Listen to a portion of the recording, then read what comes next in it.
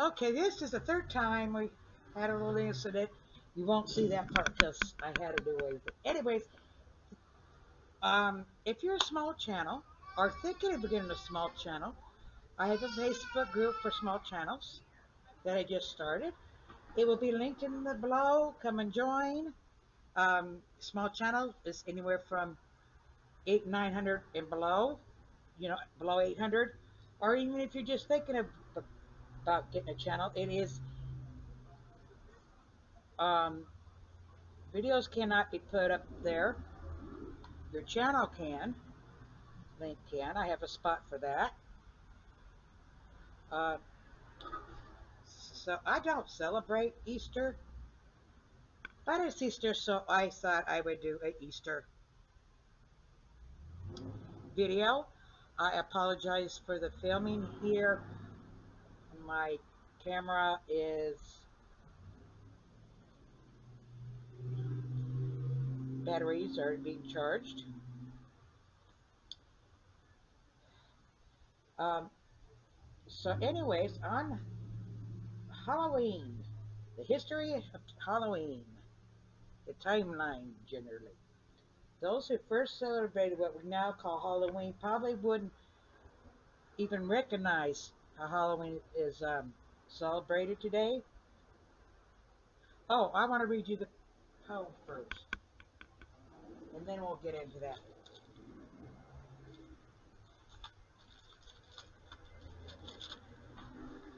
In a night of fright, monster stalking through the night. Halloween is a night of fright.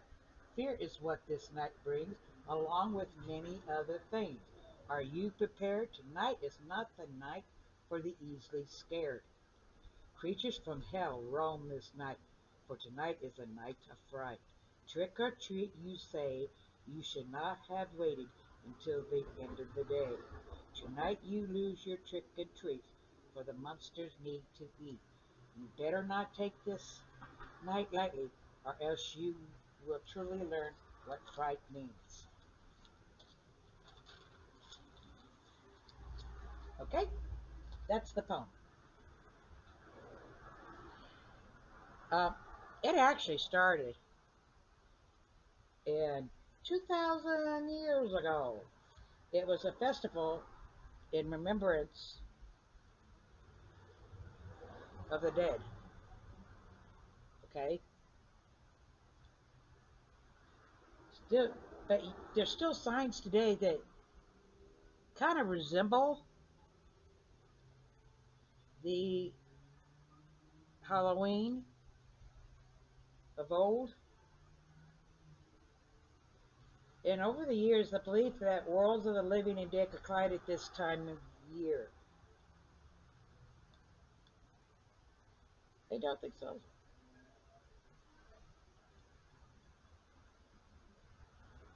Halloween has become a mixture of classic celebration of remembrance and fun festivals, along with a little bit of dark and scary thrown in. We're going to learn how this all began by the timeline. And it started over 2,000 years ago. This was not started by people who believe in witches or anything like that. It was actually started over 2,000 years ago, dating back 2,000 years, in a Celtic festival. Oh, I'm not going to pronounce this very good. As Samhain. Okay. They believed this to be on October 31st, in the beginning of winter.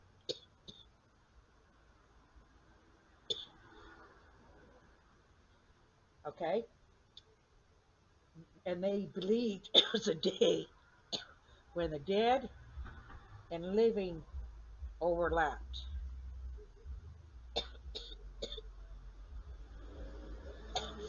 Now they were scared of like evil spirits,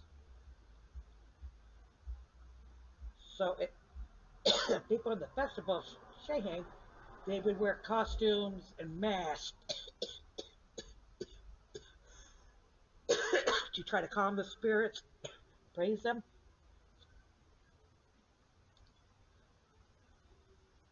In 43 AD, after 4th century as Roman rule,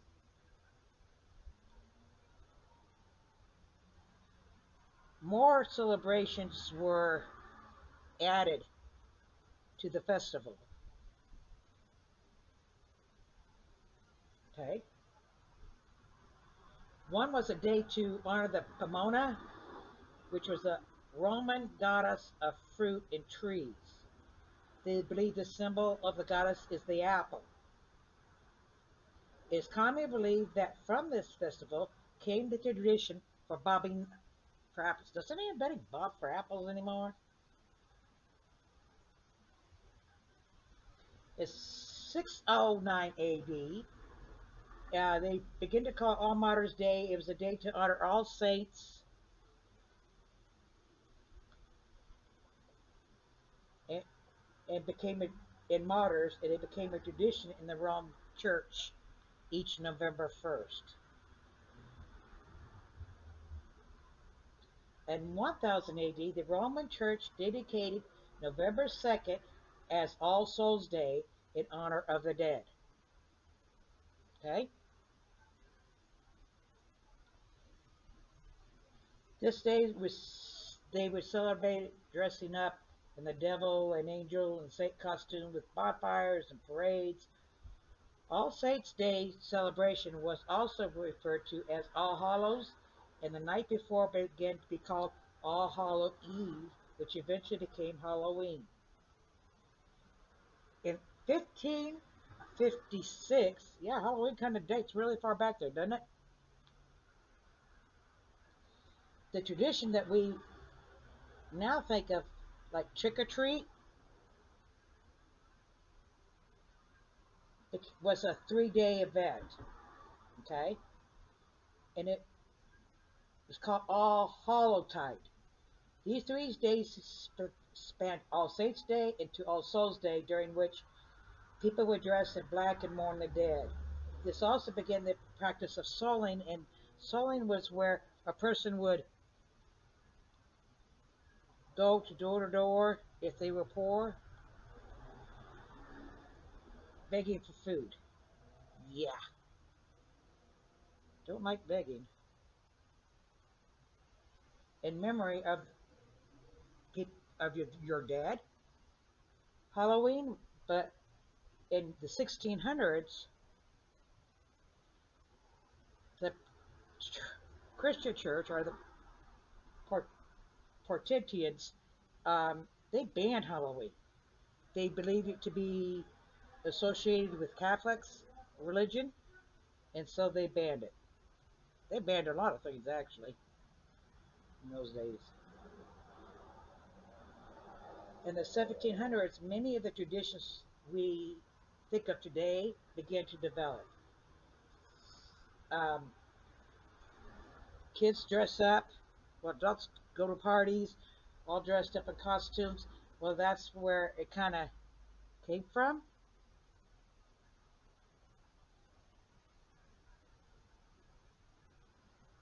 But in the 1700s, they would sing. They would go door to door and sing for treats, turnips, and then it turned into lanterns, and tricks are frequently played on others to imitate hijinks of evil spirits.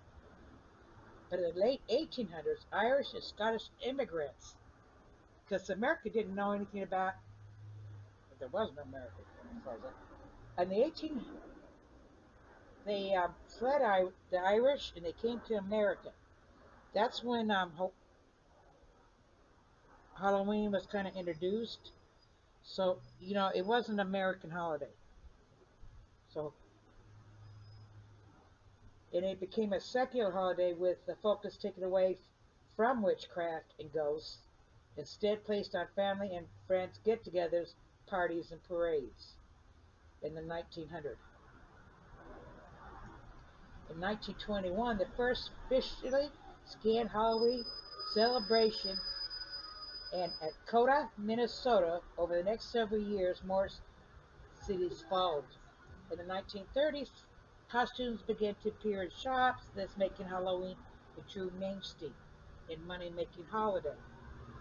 In 1966, Charlie Brown became about, and he got more tricks and treats in the ironic Halloween cartoon. It's the Great Pumpkin Charlie Brown. In '78, the first movie of a horror movie franchise, Halloween, is released, and Michael Myers became the evil mascot for the holiday. In 2004, the use of silly string on October 31st is banned from the city of Hollywood, California, and if they violate it, they got a $1,000 fine. 2010, two old trick-or-treaters in Bellevue, Illinois, who are over the age of 12 are banned from going door to door, facing fines from 100 to 1,000. Well, personally, when I was a kid, when I reached 12, I was no longer interested in trick-or-treating. Figured I was too old and I wouldn't have been caught dead doing it. History of Halloween, 2014.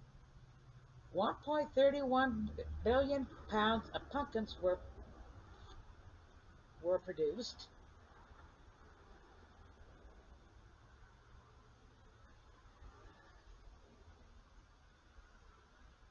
Oh, where was that?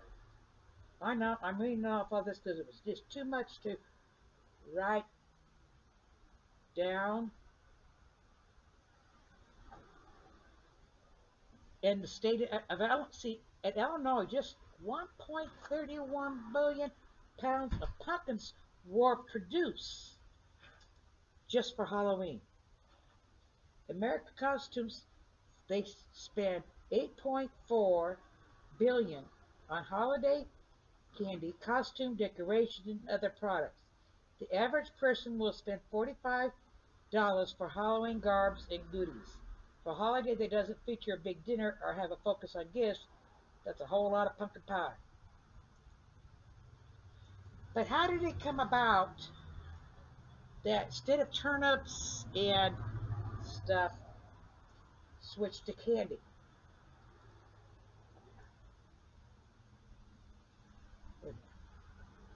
Let me see if I can find it.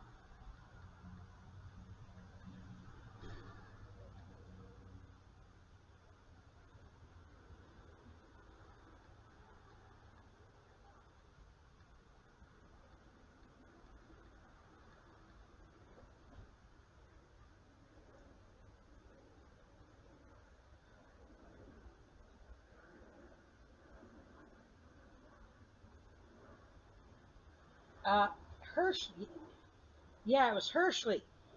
They decided they were going to cash in, and they began making Halloween candy.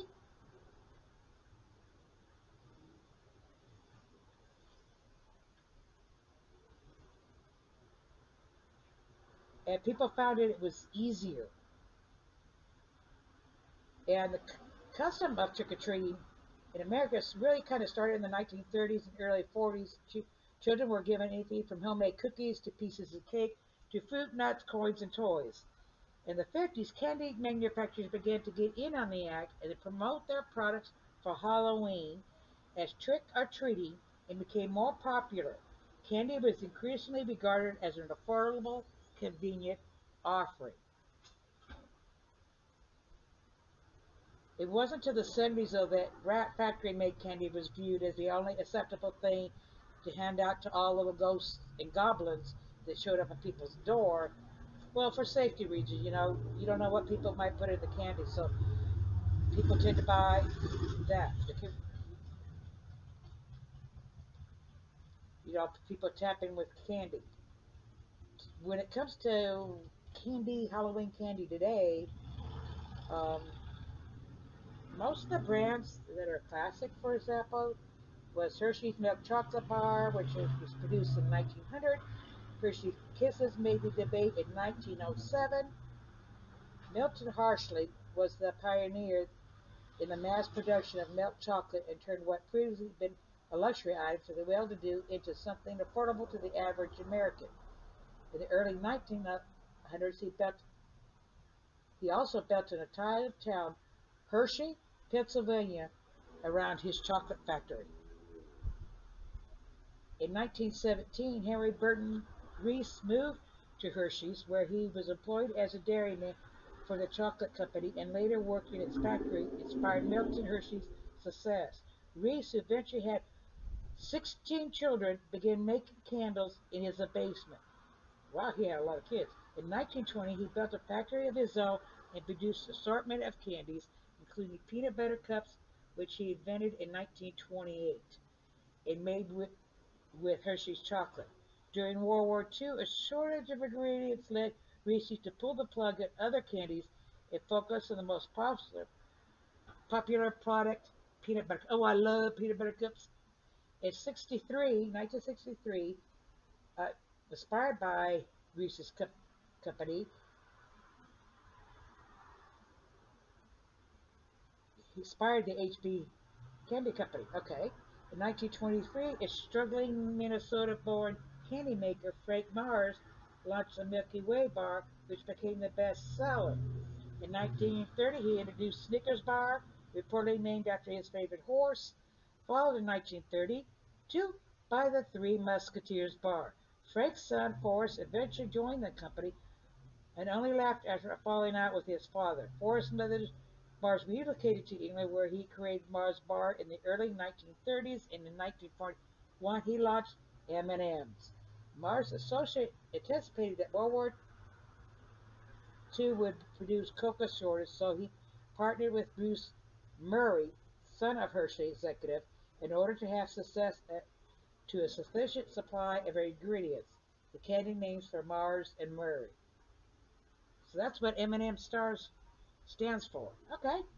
Another crowd-pleasing Halloween candy, the Kit Kat bar, was first sold in England in 1935 as a Rowntree chocolate crisp, and in 1937 was rechristened the Kit Kat chocolate crisp.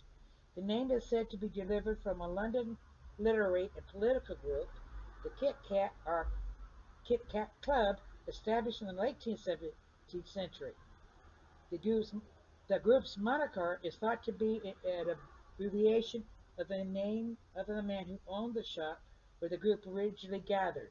Since 1988, their brand has been owned by Nestle, maker of another perennial trick-or-treat favorite, the Nestle Crunch Bar, which debuted in the late 1930s. And of course, no Halloween would be complete without candy corn, which was invented in the 1880s by George Rayner of Windrich Candy Company of Philadelphia. Other companies went on to produce their own versions of the tricolor treat, no larger than the Goeletz Confectionery Company, now the Jelly Bean Candy Company, which had been doing so since 1898.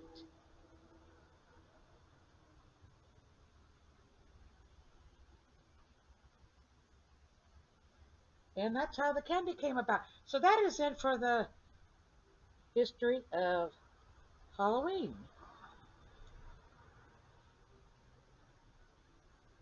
And I wish everybody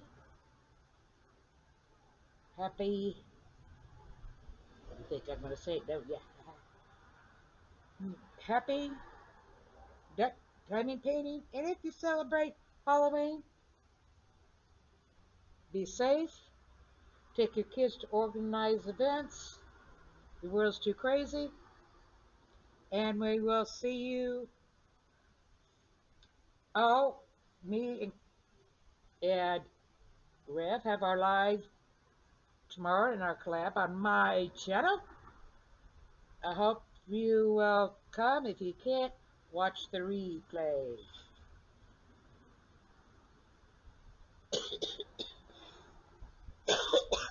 Bye bye.